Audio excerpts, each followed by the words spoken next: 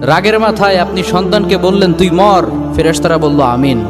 তোর ভবিষ্যৎ অন্ধকার, ফেরেশতারা বলল আমিন।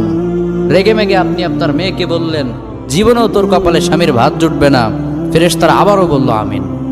আচ্ছা, আপনি না সেই ব্যক্তি যে তার নিজের জীবনের চাইতেও সন্তানকে বেশি ভালোবাসেন? আপনি না সেই ব্যক্তি যে তার সন্তানের জন্য হাসতে হাসতে নিজের জীবনটাও দিয়ে দিতে পারেন?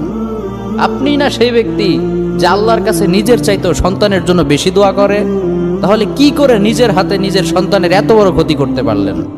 Doesn't make any sense. Common sense বলতে কিচ্ছু নাই আপনাদের?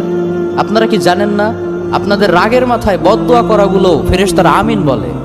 দাওয়াতুল ওয়ালিদ আলা ওয়ালাদি, বাবা মা তার সন্তানের জন্য যেই দোয়া করে সেটা ভালো হোক কিংবা বদদোয়া হোক, আল্লাহ সেটাই কবুল করে নেয়।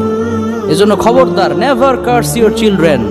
রাগের মাথায় কখনো সন্তানকে অভিশাপ করবেন না। খুব বেশি রাগ উঠে গেলে তার জন্য উল্টা ভালো দোয়া করেন। কাবা শরীফের একজন ইমাম আছে, ইমাম আল কালবানি। তার মায়ের যখন প্রচন্ড পরিমাণে রাগ উঠে যেত, সে তার ছোট্ট সন্তানের জন্য দোয়া করে বলতো আল্লাহ তোরে কাবা শরীফের ইমাম বানাক। আল্লাহ ঠিকই তার দোয়া কবুল করেছে। এজন্য খুব বেশি রাগ উঠলে ভালো দোয়া করেন। আপনার সন্তানকে বললেন আল্লাহ তোরে হেদায়েত করুক, আল্লাহ তোরে আরো বড় করুক, এরকম চমৎকার